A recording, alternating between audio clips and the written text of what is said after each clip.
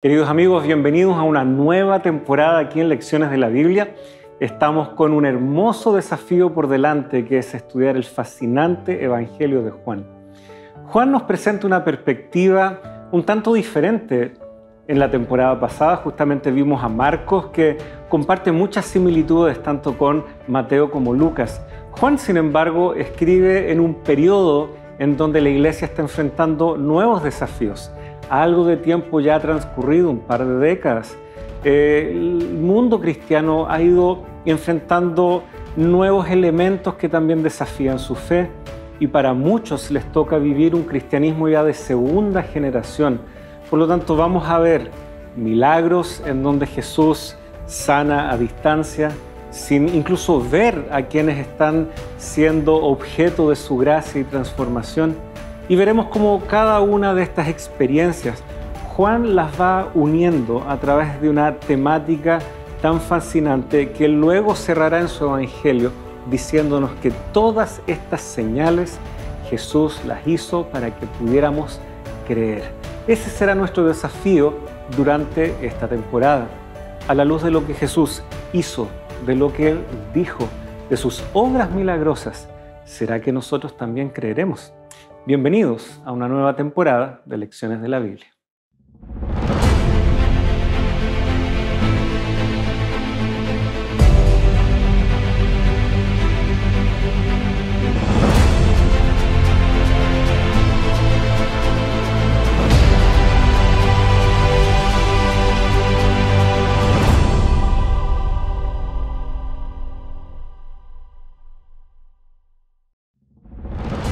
También hizo Jesús muchas otras señales en presencia de sus discípulos, que no están escritas en este libro, pero estas fueron escritas para que ustedes crean que Jesús es el Cristo, el Hijo de Dios, y para que creyendo tengan vida por medio de Él.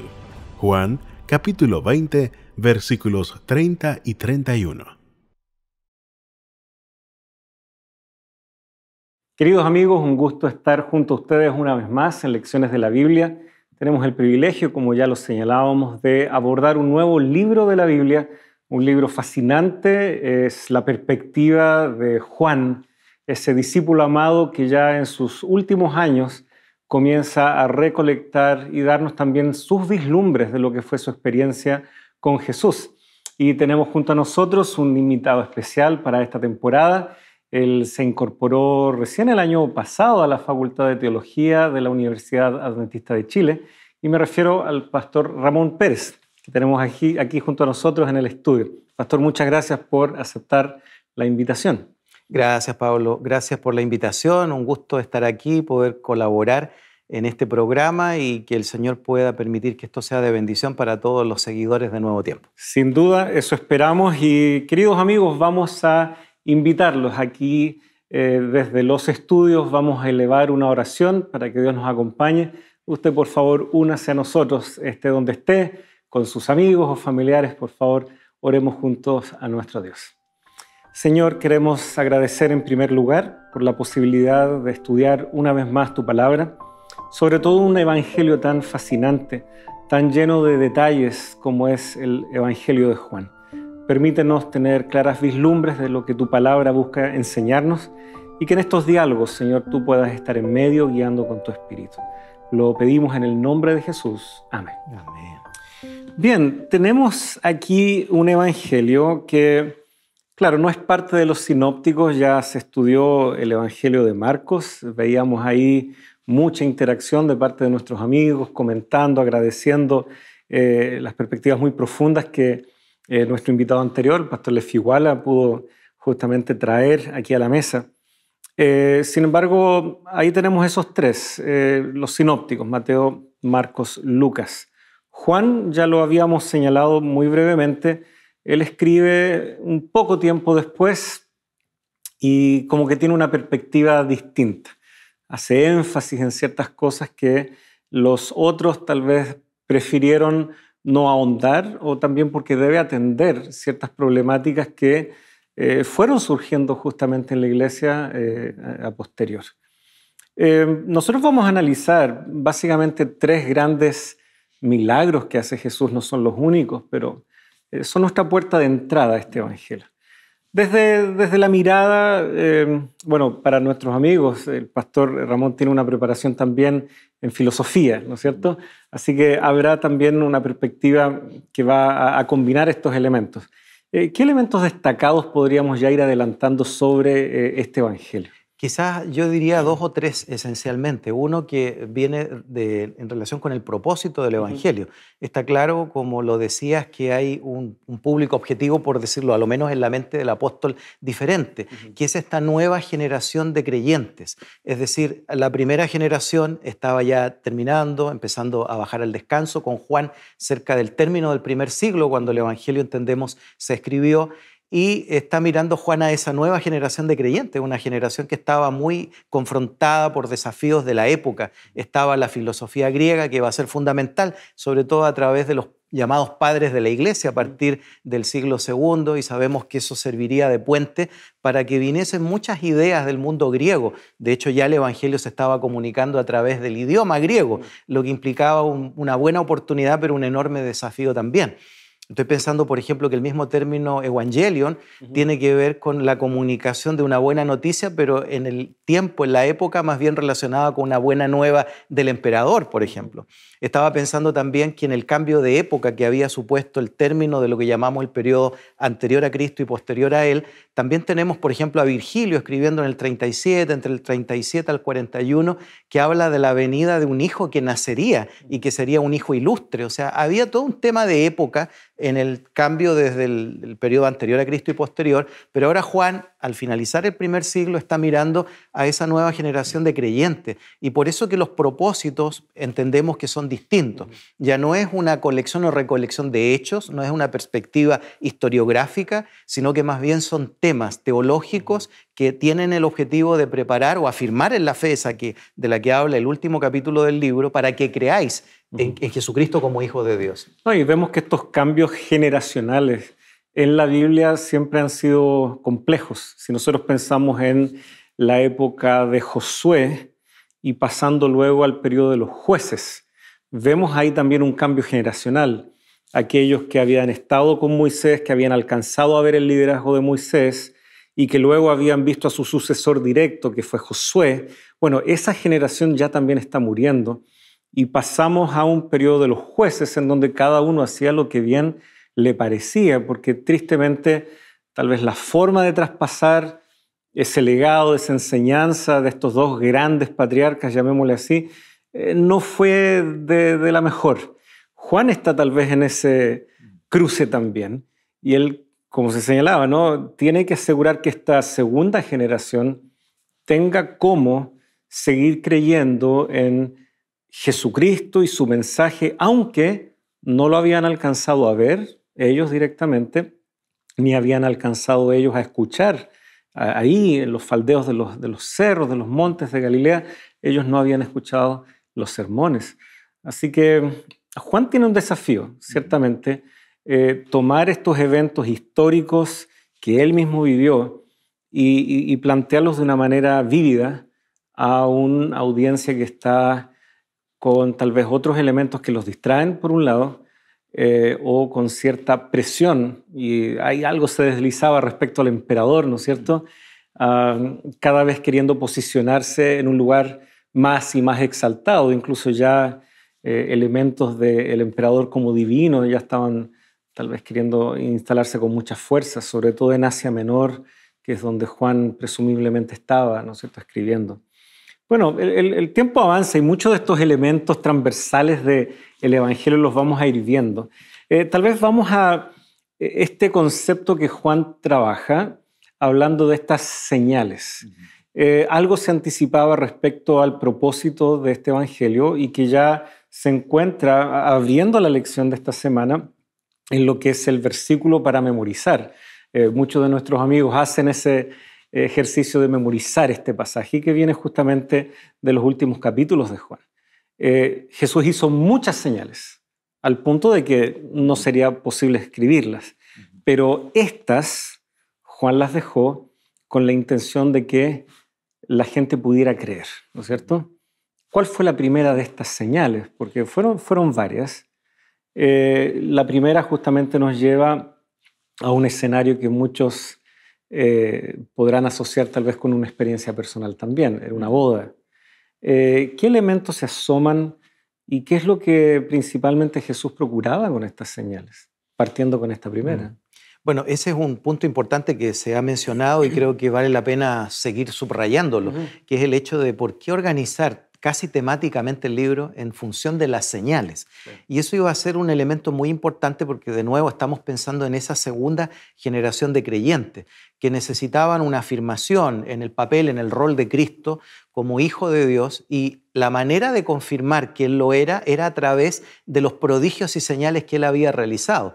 Cuando uno empieza a mirar el primero de ellos, en las bodas de Caná, es interesante en San Juan capítulo 2 que aparece una declaración de su madre que impulsa a Jesús a la acción, que muchos comentan que es un poco curiosa incluso porque María aparece sugiriendo que él entre en acción y él pareciera un poco incómodo por esa prisa o premura para iniciar el ministerio. Yo creo que en realidad todo estaba preparado en términos de que esa era la ocasión, pero está claro que Jesús no estaba buscando empezar a desplegar todo el arsenal de señales y se dio todo en esa ocasión y de esa manera. Y vemos que luego se juegan, como la lección también lo sugiere, una serie de símbolos o elementos que están contenidos allí. Ese es otro elemento que valdría la pena, a mi modo de ver, subrayar, porque no es solo que se haga un prodigio o una señal, sino que cada una de esas señales o prodigios está lleno de una serie de símbolos que nos recuerda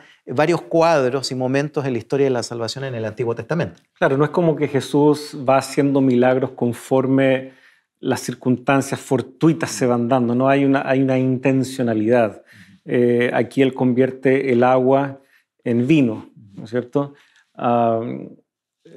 Ya para un judío que está tal vez viendo cómo elementos de su propia historia nacional están siendo reinterpretados por Jesús, eso los sinópticos lo trabajan muy bien. Bueno, Juan también, el agua en vino, tenemos la historia del Éxodo, el agua que se convierte en sangre en el caso del pueblo egipcio, y como esos prodigios también en ocasión del Éxodo eran para que ellos pudieran saber que Jehová era su Dios y que era soberano por sobre los dioses de Egipto. Por lo tanto, aquí también se subraya al final de este pasaje que este principio de señales Jesús justamente los hizo. Leemos ahí versículo 11 del capítulo 2. En Caná de Galilea y manifestó su gloria y sus discípulos creyeron en él. Y sin embargo, este fue el principio de estas señales. No sería el último milagro, pero tampoco sería la última instancia en donde Jesús muy intencionalmente elegiría, como ya se señaló, ¿no?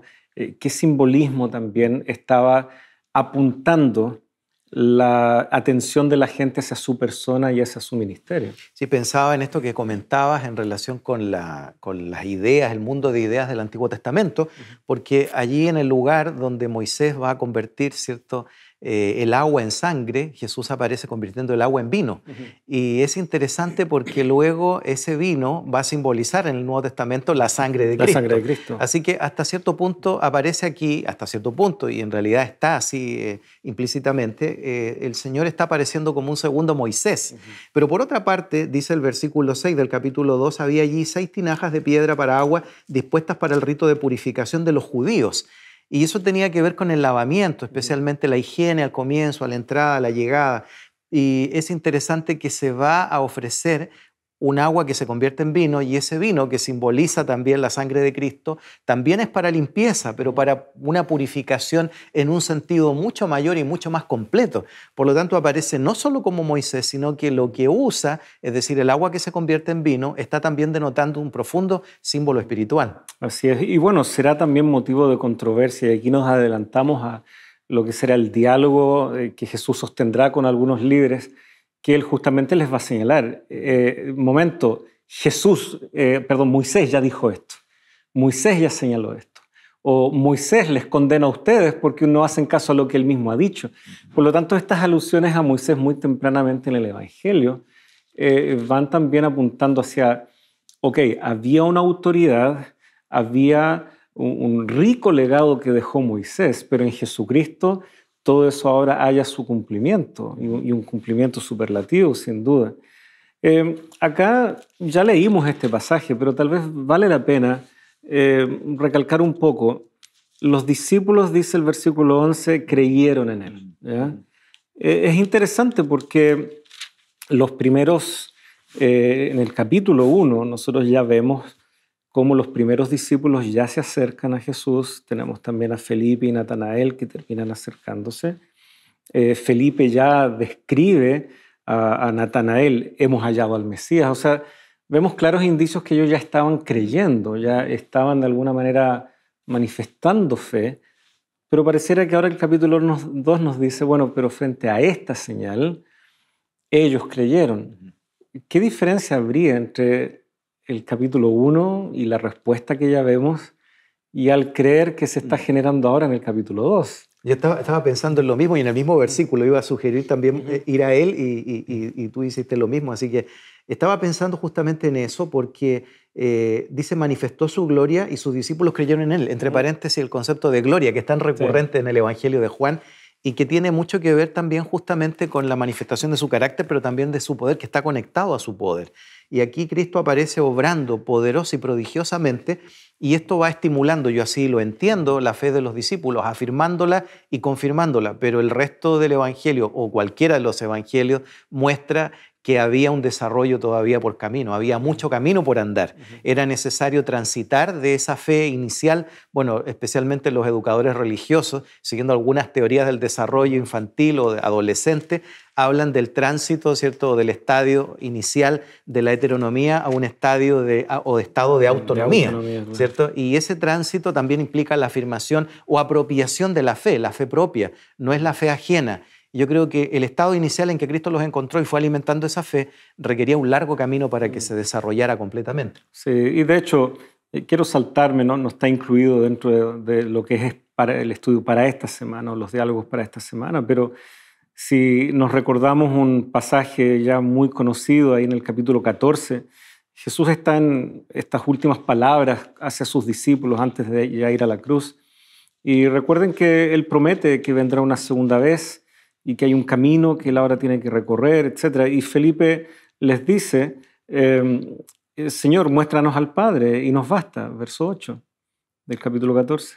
Y Jesús le dijo, tanto tiempo he estado con ustedes y todavía no me conoces, Felipe. Por lo tanto, claro, creer en el capítulo 1 es muy distinto a lo que los discípulos todavía están siendo desafiados a creer y conocer la persona de Jesús, quién es en verdad su ministerio, el alcance de este ministerio, y lo que todavía resultaba para ellos voy a usar la expresión, un tremendo misterio todavía, esto de la cruz. Será recién después de la resurrección, después de esos encuentros con Jesús, que muchas de esas piezas del puzzle todavía se estarán armando. Así que creo que, claro, este principio de señales en el capítulo 2 es muy apropiado. Hay una respuesta inicial, ya que se hacía esa analogía, ¿no?, con el crecimiento, pasitos de bebé en el capítulo 1, pero están bien orientados, están bien direccionados. Incluso Juan, que anima a sus propios discípulos y les señala más adelante que ahí está el Cordero de Dios, también anticipándonos un poco al contenido del libro. Pero no basta con quedarse en un paso inicial. De alguna manera el Evangelio nos está señalando de que Dios siempre nos estará desafiando a que nuestra fe en Él puede ser más profunda, a que la forma en que nos estamos relacionando con Él puede estar mejor informada, de tal manera de comprender mejor su carácter, cómo Él nos trata, cómo Él nos ve. Me parece que también ahí hay mucho que podremos todavía descubrir en este estudio, en esta temporada. Queridos amigos, ha llegado el momento de hacer una pequeña pausa. Quédese con nosotros después de un breve instante. Estamos de regreso junto a ustedes.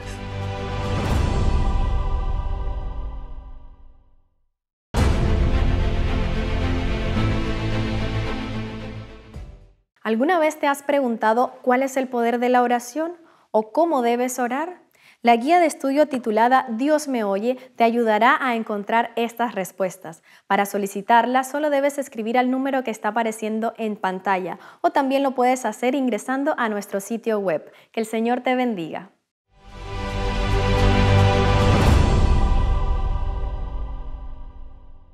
Queridos amigos, ya estamos junto a ustedes, les habíamos prometido una muy breve pausa. Estamos aquí muy entusiasmados revisando esta primera lección, este primer capítulo de esta temporada en donde estamos analizando los temas en el Evangelio de Juan, estos grandes temas teológicos que el apóstol deja para una iglesia que, como ya se mencionaba, está pasando a su segunda generación, este traspaso de la fe de padres a hijos, ¿no es cierto?, de personas que habían sido testigos presenciales de Jesús, ahora a una generación que debía creer sin haber visto, ¿no es cierto?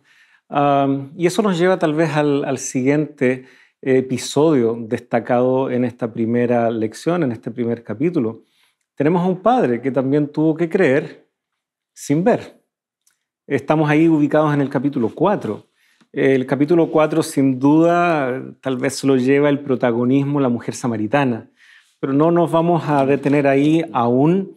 Tenemos más bien el foco puesto sobre un relato que Juan busca entrelazar con lo que ya hemos visto. En el capítulo 46, justamente del capítulo 4, se introduce así: entonces vino otra vez Jesús a Caná de Galilea, donde había convertido el agua en vino. Y ahí recién entonces comienza este episodio. ¿Por qué hace esto Juan? ¿Qué tendrá en mente él al introducir este episodio de esta manera? Bueno, mientras preparaba, digamos, en mi estudio personal un poquito algunas anotaciones para compartir aquí, pensaba en la manera, no solo cómo está estructurado el Evangelio y conectado, sino también en lo que el autor de las lecciones de este trimestre nos invita a hacer. Claro. Uno está tentado a comenzar con el capítulo 1 y ver ese prólogo maravilloso del Evangelio ya de Juan. Lo vamos a ver. Que ya lo vamos a ver. Pero estamos comenzando por otro lado, estamos comenzando por estas señales tan significativas que abren el ministerio terrenal de Cristo. Y mientras pensaba en eso, también pensaba en esta conexión, yendo a lo que tú preguntabas, a lo que tú comentabas, entre el relato del capítulo 4 y el anterior, el capítulo 2. Es curioso que no está la conexión solamente física, espacial o geográfica, sino que tiene que ver con la manera como continúa en un lugar, en un determinado lugar, ¿cierto?, la manifestación gloriosa y cómo Dios eligió y permitió que Jesucristo en ese lugar hiciera esas señales portentosas. En la manera como se desarrolla también el relato, encontramos, yo creo, claves extraordinarias, las que nos podemos detener después, pero me parece que hay una conexión fundamental porque se manifiesta de manera evidente el poder que Cristo tiene para obrar milagros, pero curiosamente sin que medie su toque sanador, o sea, el toque directo. En la Biblia de Estudio Andrews, para los que conocen y tienen esa versión, encontré una nota interesante, o una anotación interesante, que dice: en Mateo, Marcos y Lucas, Jesús repetidas veces usa el contacto físico al realizar milagros, pero en el Evangelio de Juan ese toque destaca por su ausencia. Para la segunda generación, de la que hemos hablado bastante, las palabras de Jesús superan las barreras del espacio. No están en desventaja respecto a aquellos que vieron a Jesús y lo tocaron. Entonces, esta historia que está aquí está también conectada en ese sentido con el relato de la transformación del agua en vino, porque en ambos lugares el Señor, podríamos decir, trabajó remotamente, aunque estaba al lado en el caso de las tinajas y muy distante en el caso segundo. Sin embargo, bastó con que Él diera una indicación y estas indicaciones fuesen seguidas para que se concretara el milagro. La segunda generación, por lo tanto, podía esperar que Cristo, aún estando ausente, el día de mañana estuviese presente y obrara poderosamente también. Sí, la verdad es que viendo en un mapa, ¿no es cierto?, justamente preparando estas sesiones, en línea recta, entre Caná y Capernaum habían unos 27 kilómetros, pero hay que considerar que el terreno es montañoso, así que hay que por lo menos suponer que eran más de 30 kilómetros de caminata. Sumando subir, bajar, pasar entre desfiladeros, etc. Así que tal vez se acercaba casi a los 40 kilómetros. Era una distancia que nos explica entonces el por qué este hombre recién al otro día debe entonces en ese diálogo con sus siervos que salen a su encuentro. ¿A qué hora ¿A qué hora mi hijo se recuperó? Y él entendió que ese día anterior, en esa entrevista con Jesús, y llama mucho la atención porque este hombre recibe de parte de Jesús palabras que nos sonarían fuertes a nosotros. De hecho, los autores de la lección lo destacan así. Si leemos verso 48, Jesús entonces le dijo, si ustedes no ven señales y prodigios, no creerán. La verdad, ese es un no creerán muy enfático, ¿ya? La forma en que está construida esa expresión denota que no es solo un tal vez no creerán, no, de hecho no van a creer si es que no ven estas señales y prodigios. Eso hace que el hombre casi se desespere porque reconoce que tal vez él venía justamente con esa intención. O sea, no solo es la necesidad del Hijo, sino quién es Jesús también. Algo he escuchado acerca de él, por eso vengo a entrevistarme con él. Me han contado de las cosas que él ya ha hecho, pero ¿quién es? Hay suficiente evidencia para que nosotros podamos entender de que ya algunos rabinos eran conocidos por tener tal vez el don de la sanidad, o se pedía que ellos vinieran, oraran por los enfermos, y hay algunos registros, ¿no es cierto?, de algunos que de hecho lograban que las personas fueran sanadas. Vemos esto también en hombres de fe en el pasado, Elías, Eliseo, tal vez los más ilustres que hicieron obras milagrosas, hasta resucitar muertos, etc. Pero ¿quién es Jesús? ¿Es solo un milagrero, voy a usar la expresión más? ¿Es solo alguien que hace un hecho sobrenatural, como ya lo había hecho Moisés, por ejemplo, u otros hombres ilustres en el pasado? ¿Quién es realmente?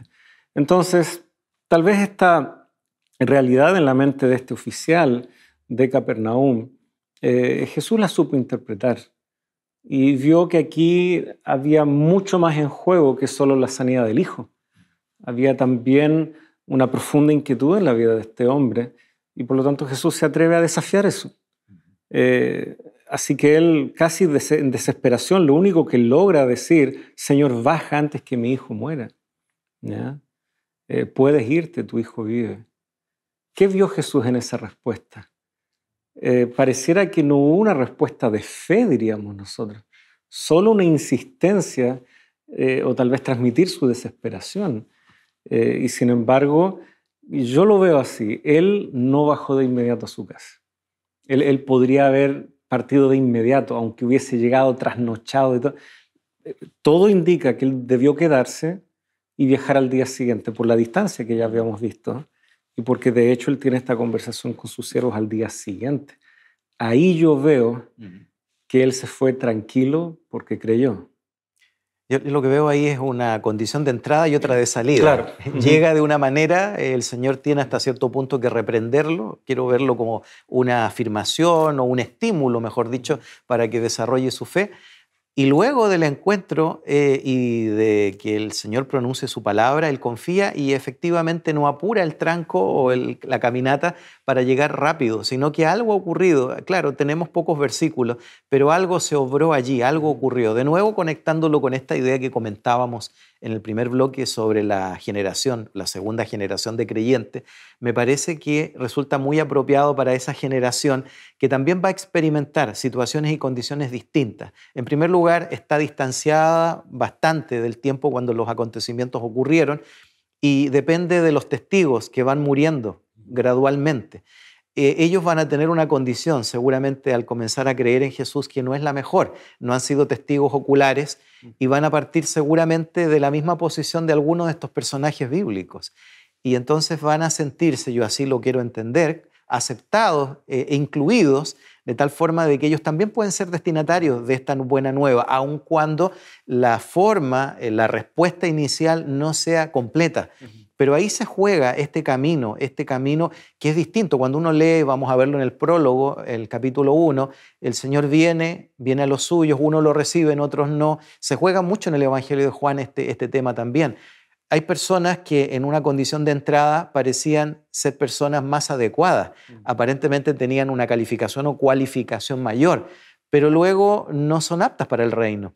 Y otras que podrían ser consideradas personas que no califican, como este noble, que quizás por la posición que tenía, por el medio en el que se desenvolvía, podría ser una persona que más bien dependiese o confiara en otras cuestiones, las materiales, etcétera. El estatus, por ejemplo, finalmente elige creer en Jesús, y esa también, vuelvo a decir, va a ser la situación de esa segunda generación de creyentes, porque van a llegar, sabemos bien, desde el siglo II en adelante, una buena cantidad de creyentes cultos que han sido formados en la cultura, en la filosofía griega, por ejemplo, en el mundo de ideas griegas, y que van a llegar y van a encontrar algo significativo en el Evangelio. Sin embargo, seguirán todavía pensando su fe desde las antiguas categorías, la filosofía o las categorías culturales. Sí, y es llamativo como al final de este episodio, versículo 53, ese texto justamente cierra: y creyó él con toda su casa. Por lo tanto, el impacto de lo que él vivió y experimentó alcanza también a su familia, que no sostuvo el diálogo con Jesús, que no hizo la caminata, que no hizo la jornada, que se quedaron en casa cuidando al hijo. Y sin embargo, unir todos esos elementos, unir todas esas piezas de evidencia, no les quedaba duda. Jesús había no solo hecho un milagro, sino que también les había dado el don de la fe. Y creo que no siempre es lo mismo. Hay gente que puede estar orando por alguna intervención milagrosa para que alguien se pueda recuperar, pero así como el interés estaba mientras la enfermedad estaba, una vez ida la enfermedad, se olvida también la persona de ese interés espiritual. Una cosa no significa automáticamente la otra. Tristemente, sin embargo, vemos que Jesús busca ambas cosas. Él une su poder milagroso con también el hecho de presentarse en nuestra vida y generar en nosotros la posibilidad, como tú destacabas, ¿no? Situación de entrada y de salida, que se produzca algo ahí. Y vemos que esto alcanza e irradia el resto de su casa. Y nos vamos a ir acostumbrando a esta expresión en el resto del Nuevo Testamento. Serás salvo tú y tu casa. Luego vemos otros dignatarios, incluso del mundo romano, que también ellos y su casa.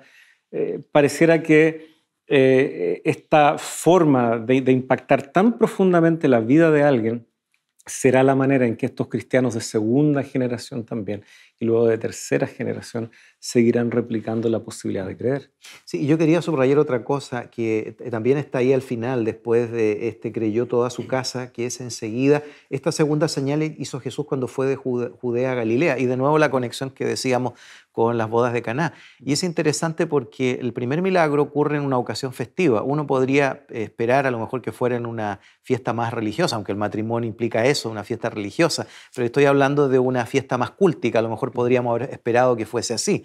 Pero no, tiene más bien el milagro, ¿cierto? Se produce en el contexto de una celebración, producto de un matrimonio, pero esta otra tiene que ver no con una persona que de nuevo podríamos esperar a un dignatario, a lo mejor del pueblo de Dios, ¿cierto? O de una posición humilde a lo mejor, pero no, Juan deliberadamente elige aquí hablar de este hombre que tenía una posición, versículo 46, destacada, un oficial del rey.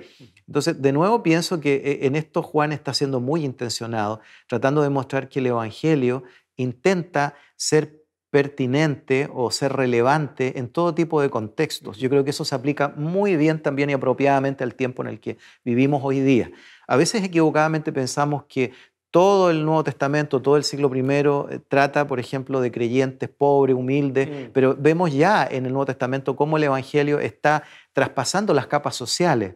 Y también va a ocurrir, como hemos insistido, en esa segunda generación de creyentes. Pero de nuevo, hoy día vivimos en una época donde hay gente que hace más preguntas o tiene otro origen distinto. Entonces, el cristianismo tiene que dar respuesta y ser relevante y pertinente para todo tipo de sujetos, en todo tipo de condiciones. Me parece que eso se juega también en estos dos relatos que estamos comentando. Sí, sin duda. Yo creo que no vivimos en una época en donde podemos pensar de que el Evangelio se predica de una única forma. Y vamos viendo también, como destacabas, un contexto, ahora otro. Presumiblemente también, tal vez la evidencia apunta de que eran personas conocidas de Jesús o conocidas de la madre de Jesús quienes estaban involucrados en ese casamiento. Aquí, alguien, comillas, desconocido, que hace el viaje específicamente para eso. Por lo tanto, hay diferentes lugares, contextos, escenarios. en donde el Evangelio se presenta. En el capítulo 2, bueno, la situación se presentó por una falta de planificación. Aquí por una enfermedad que tal vez ya venía dejando su huella al punto de que ya la vida estaba en peligro de este hijo. No hay una situación realmente, incluso viendo estos dos ejemplos, en donde Jesús no se pueda hacer presente y nos desafíe también a creer. Porque finalmente ahí está el foco del por qué Él interviene. No es solo para satisfacer algo a corto plazo y que digamos, oh, genial, o oh, qué coincidencia. No, no. Hay algo que también puede producirse en nuestro corazón y una respuesta respecto a la persona de Jesús. Y Juan no quiere pasar eso por alto. Sí, y qué es lo que le interesa a él efectivamente, que es que reconozcamos a Cristo como el Hijo de Dios, que ejerzamos fe en Él, que es lo que mencionábamos que está al final del libro. Y eso es lo que se juega en este arreglo especial que Juan hace. Así es. Tenemos aquí entonces una situación muy especial en donde la distancia, el tiempo, situaciones domésticas van siendo el escenario para estas señales. La siguiente que se viene a destacar para este capítulo la encontramos en el capítulo 5. También creo que este es uno de los relatos más conocidos y queridos. Creo que no hay ningún niño que no conozca esta historia, si es que se ha criado en un ambiente cristiano, con gente que conoce la Escritura. Y tiene que ver justamente con este paralítico que está tendido ya más de 3 décadas, ¿no es cierto?, ahí al lado del estanque de Betesda. Vamos a dejar solo anticipado esto, queridos amigos, porque también llega el momento de hacer nuevamente una pausa junto a ustedes, así que puede dejar ya marcada ahí en su Biblia el capítulo 5, porque justamente allí nos vamos a dirigir después de esta breve pausa.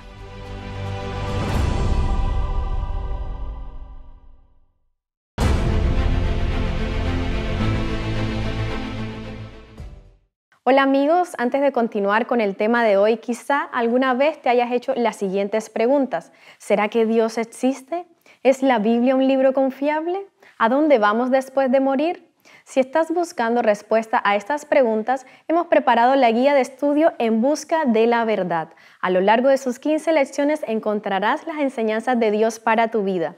Para solicitarla solo debes escribir al número que está apareciendo en pantalla o también lo puedes hacer ingresando a nuestro sitio web. Que el Señor te bendiga.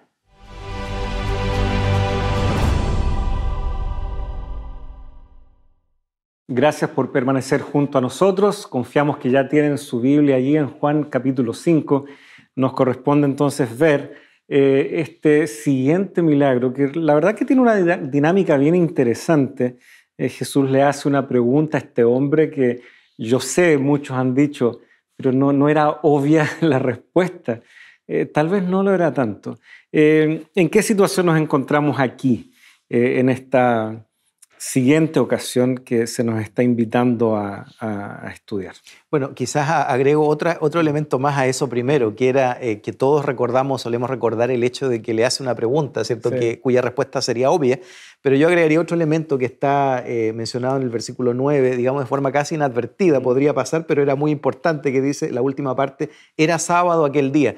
Si leemos toda la historia hasta antes, el versículo 8, uno diría que lindo, todo va muy bien, pero es como que Juan nos hiciera una advertencia, pero había un problema, un problema para los que estaban siendo testigos de ese milagro, y el problema no era pequeño, era que era el día de reposo. Así que yo agregaría ese segundo elemento. Es decir, por una parte, llegamos aquí a encontrarnos con un hombre que tiene un problema de salud por mucho tiempo y que Cristo ante ese hombre, lo que le pregunta en el versículo 6 es, ¿quieres ser sano? Y la respuesta también es curiosa, ¿cierto? En realidad dice, es como contestando por otro lado. Se parecen mucho a algunas respuestas nuestras en nuestra vida espiritual o incluso en nuestras relaciones sociales. Se nos pregunta una cosa y contestamos otra cosa. En realidad la respuesta podría haber sido sí o no. O no, ¿cierto? Pero él comienza a dar toda una vuelta como una excusa, ¿no?, de por qué no ha podido ser sano y por lo tanto tal vez hasta ha perdido su esperanza de ser sanado del todo. Y claro, justamente esto, pero era día de reposo, porque introduce de ahí en adelante la controversia que se armaría. Y yo me imagino para muchos de estos cristianos del segundo siglo, claro, creer en la persona de Jesús y aceptar a Jesús y sus enseñanzas como un todo representaba justamente un grado de controversia y conflicto. No era solo lo maravilloso del milagro, lo maravilloso de una verdad que trae ahora paz al corazón.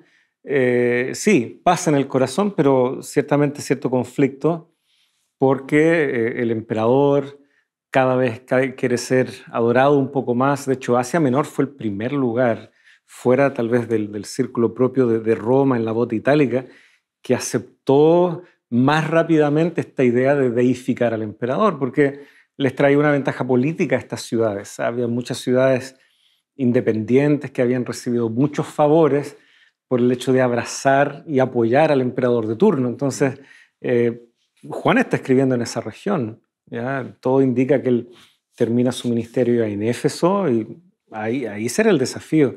Por lo tanto, dilemas en el pasado, en el contexto de los judíos en su propio entorno, servían también como una especie de plantilla para esta nueva generación que también enfrentaría sus propios desafíos en un entorno tal vez distinto, pero los elementos fundamentales seguían siendo los mismos. Sí, y de hecho poco tiempo después de que se preparó este evangelio, hacia casi fines del siglo I, vamos a tener cerca del 135 una represión muy severa de parte del emperador, y los judíos van a intentar gradualmente diferenciarse de los cristianos, y mejor dicho, los cristianos de los judíos, al revés. Claro. Y entonces una de las formas se entiende que tuvo que ver con la adopción de un nuevo día de descanso. Así que ese dato no es menor por el hecho de que iba a ser significativo el día de descanso en las controversias del siglo II. De hecho, sabemos que allí empezó a florecer un tipo de literatura, además, que empezó a dar cuenta de ciertas reuniones el primer día de la semana, cosa que no tenemos como evidencia en el Nuevo Testamento, por muchos que intenten decir que hay evidencia de una reunión aquí y allá. Cuando examinamos en su contexto histórico y el contexto también ahí literario, cada pasaje, nos damos cuenta que no tienen que ver con reuniones dominicales, como si se hubiese adoptado un nuevo día de descanso. Eso va a ocurrir más tarde, a partir, no totalmente a partir del siglo II, pero va a tener que ver con este intento también de diferenciarse de los judíos. Así que el tema del sábado no es menor. Y lo otro que quería destacar es que, volviendo a la pregunta, esta aparente respuesta obvia, ¿cierto? Sí, por supuesto, que tú decías se hubiese resuelto con un sí o con un no. La respuesta, a mi modo de ver, que da esta persona muestra que la pregunta tenía que ser hecha en esos términos. Justamente. Porque no estaba claro. Él lo que quería aparentemente era resolver su problema usando lo que tenía a la mano. Entonces, para él, el tema de la curación tenía que ver más bien con un protocolo, cumplir un determinado protocolo. Ahora, los protocolos no son malos. Por ejemplo, en el área de la salud son muy importantes, en educación y en otras áreas. Así que no hay problema con los protocolos. El problema es cuando el protocolo, la tradición, la liturgia, la ceremonia va a reemplazar el significado espiritual que un acto determinado puede tener. Y ahí también hay mucha tela para cortar. Sí, justamente. Y bueno, se va a dar más adelante en el capítulo 11, cuando Jesús le habla a María y Marta, más a Marta en esa primera entrevista, en ese primer encuentro que él tiene con ella, ¿no? Donde le habla acerca de la realidad de la resurrección, y Marta lo lanza así para el día final. Pero quien habla contigo es la resurrección y la vida. Aquí hay algo parecido. Hay un protocolo, tal vez, ser capaz de lanzarse al agua, pero quien le está haciendo la pregunta tiene el atajo, ¿no es cierto? Tiene la solución directa. Él es el que le da vista al ciego y le da fuerzas y vitalidad a las piernas del cojo, como ocurre también en esta ocasión. Por lo tanto, la respuesta de este hombre, notamos, ¿no? La gracia de Jesucristo aquí, no fue un impedimento. Jesús podría haber escuchado esa respuesta tan ambigua, tan tal vez con forma de excusa, y haberse ido. Había muchos más enfermos allí. Ese siempre será un tema de reflexión. ¿Por qué él, y solamente él, no se reporta otra sanidad en ese momento? Pero Jesús, ¿no es cierto?, le lanza el desafío: levántate, toma tu camilla y anda. Y aquí es donde el hombre tenía entonces una decisión que tomar. Protocolo, 38 años de una misma rutina, como el texto bien nos informa, o aceptar esto que lo está realmente descolocando, creo yo. Aquí se introduce justamente y la marqué porque me parece relevante el comentario que hace Ellen White en El deseado de toda la gente, página 172. Jesús no pide a este enfermo que ejerza fe en él. Dice simplemente, levántate, toma tu lecho y anda. Pero la fe del hombre se aferra a esa palabra. Y eso produce un cambio y ella comienza a describir cómo cada nervio, cada músculo pulsó una nueva vida, etc. Y cómo se produce esta sanidad en el hombre. Es que a propósito de eso, perdón, estaba pensando en la diferencia que hay entre una religión que está ritualizada y una religión que es auténtica. En realidad, de lo que el Señor venía a hablar era de una cosa que se jugaba en el terreno personal. Yo me trato de poner en el lugar de este hombre que el Señor le dice, ¿quieres ser sano? Sí, pero no tengo quien me meta. No, pero... Y lo saca del contexto y de la manera como él tenía entendido que podía ser sanado y lo pone frente a él, frente a la palabra suya. Ahora, yo estaba recordando lo que dice Freud sobre la religión y él hace un diagnóstico muy crudo. De hecho, habla de la religión en términos de una neurosis obsesiva. Hay, de hecho, un trabajo de Freud que se llama así justamente, o sea, cómo la religión consiste en actos neuróticos que se repiten mecánicamente. Y él cree ver en la oración, el estudio de la Biblia y otras cosas más que están esos actos neuróticos en evidencia. A mí me parece que en modo alguno la religión auténtica de la que nos habla la Biblia consiste en eso. De hecho, el Señor mismo dice que esa mecánica repetición a Él no le agrada, lo dice varias veces en la Biblia. Entonces Él lo que está buscando es una relación personal, no es que lo que Él mismo ha ordenado, que son las ceremonias, estas ceremonias sagradas, no se deban cumplir o que no se deba guardar el sábado, no, ni mucho menos. Pero lo que estoy diciendo es que el reemplazo de la comunión por un acto externo, conformidad aparente, nos podría colocar en la misma situación en la que estaban los dirigentes judíos de la época, los que no lograron percibir el profundo significado espiritual detrás de estas señales. Y personas humildes, incluso sacadas de su contexto y de su manera de entender o pensar las cosas, como este hombre, lograron captar ese mundo de ideas y conceptos que son parte del Evangelio, de la revelación que Cristo traía. Entonces me parece que aquí hay una invitación poderosa a traspasar ese umbral de la comodidad en una zona de confort que consiste simplemente en repetir cosas de manera mecánica. No, la religión auténtica es una religión dinámica. Así es. Y por lo mismo yo creo que esta declaración de Jesús tenía la intención de, tomar por sorpresa a este hombre. Y que de ahí partiera él con esa oportunidad de formar algo totalmente diferente, ajeno. Él ya llevaba 38 años con esta explicación. Si tan solo pudiera meterme al agua, si tan solo pudiera meterme al agua. Que de alguna manera, claro, hay todo un análisis muy interesante sobre esos pasajes que explican esto. Al parecer es un comentario que después se introdujo. Muchas de nuestras Biblias todavía retiene esa observación ahí. No veo mayor problema en aquello. Nos explica una pieza del puzzle que hace mucho sentido. Pero de ahí en adelante vemos que ese mismo desafío lo estarían teniendo personas que tal vez viniendo del mundo pagano, acostumbrados también a ese ritualismo, esa forma, ahora se encuentran con una fe como tú describías, vigorosa, personal, es ese diálogo directo con Dios a través de la oración. Ellos no estaban acostumbrados a eso. Es ese ser desafiados de manera individual y no solo como masa o incluso como familia, si bien ya hemos visto que la fe genuina logra impactar a las familias, pero el componente personal e individual es clave. Y por lo tanto, me parece que esta pregunta también nos puede hacer eco a nosotros también. Cuando Jesucristo nos desafíe, nos encuentre como nos encuentre, ¿cómo ha de ser nuestra respuesta? ¿Vamos a esperar tener toda una nueva teoría que reemplace la anterior? ¿O esa primera indicación nos colocará en un nuevo camino donde hay cosas desconocidas, pero en donde ya tenemos lo suficiente para empezar a dar nuestros primeros pasos?